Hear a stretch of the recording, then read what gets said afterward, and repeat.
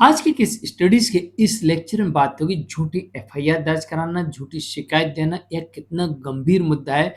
इसे आपको ध्यानपूर्वक समझना पड़ेगा। अगर आपके विरुद्ध कोई भी व्यक्ति अगर आपके विरुद्ध झूठी शिकायत देता है या झूठी एफआईआर दर्ज कराता है तो आप उसके विरुद्ध क्या-क्या कार्रवाई कर सकते हैं और किन-किन धाराओं में उसे दंडित करा सकते हैं, जेल भिजवा सकते हैं, जुर्माना लगवा सकते हैं और उससे मुआवजा यानी कंपनसेशन भी ले सकते हैं। और अगर पत्नी ऐसा करती है तो यहाँ पर भी पत्नी पर भी ये नियम लागू हो सकता है और साथ ही ऐसी पत्नी से आप डिवोर्स ले सकते हैं और विदाउट एलिमनी, विदाउट मेंटेनेंस आपको यहाँ पर डिवोर्स मिल सकता है। जय जिनेंद्र हूँ केस जैन। वीडियो को लाइक और शेयर कर दीजिए और इस तरह के जजमेंट्स का पैकेज पाने के लिए जिसमें लगभग आपको 200 जजमेंट्स मिलते हैं किसी जानकारी के लिए दिए गए नंबर पर आप हमें संपर्क कर सकते हैं। चलिए शुरुआत करते हैं। झूठी एफआईआर दर्ज कराना, झूठी शिकायत देना।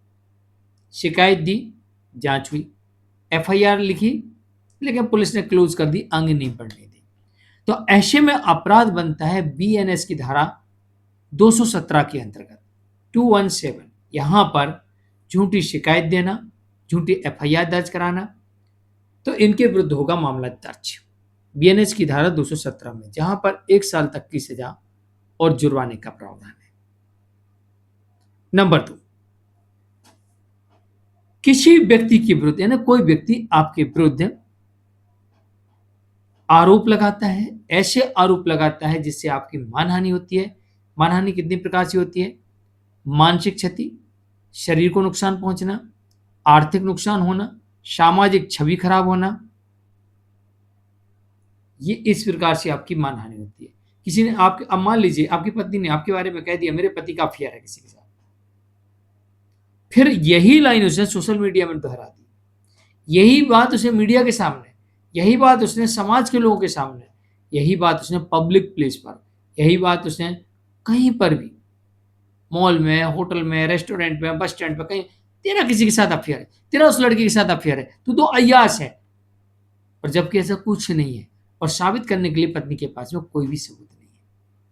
या कोई भी व्यक्ति आपके ऊपर अगर ऐसे आरोप लगाता है जहां पर आपकी मानहानि होती है यानी क्षति पहुंचती है, पैसे से नुकसान होता है, शारीरिक नुकसान होता है, मानसिक नुकसान होता है, आर्थिक नुकसान होता है, किसी प्रकार से नुकसान होता है तो आप उसके विरुद्ध बीएनएस की धारा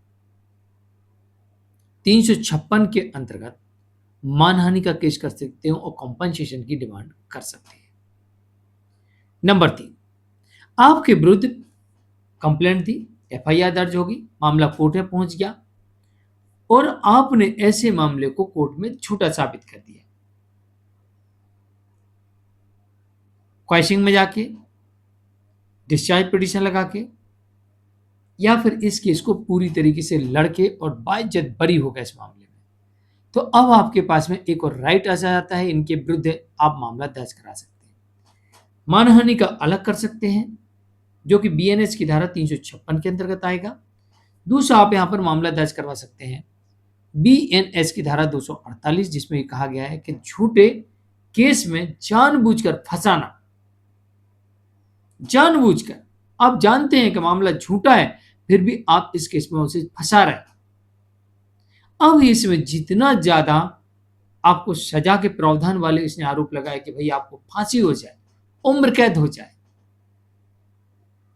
तो किस तरह के आरोप लगे हैं उन आरोपों के हिसाब से यहां पर 10 साल तक की सजा और जुर्माने का प्रावधान देखने को मिलता है।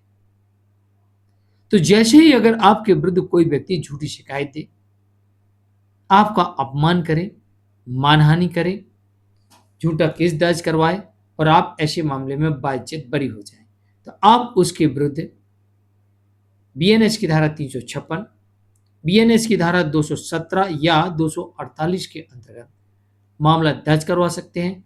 इसे जुर्माने से दंडित करा सकते हैं, इसे सजा से दंडित करा सकते हैं और इसे सजा और जुर्माना दोनों से दंडित करा सकते हैं। साथ ही आप कंपनसेशन भी यानी मुआवजा भी ले सकते हैं।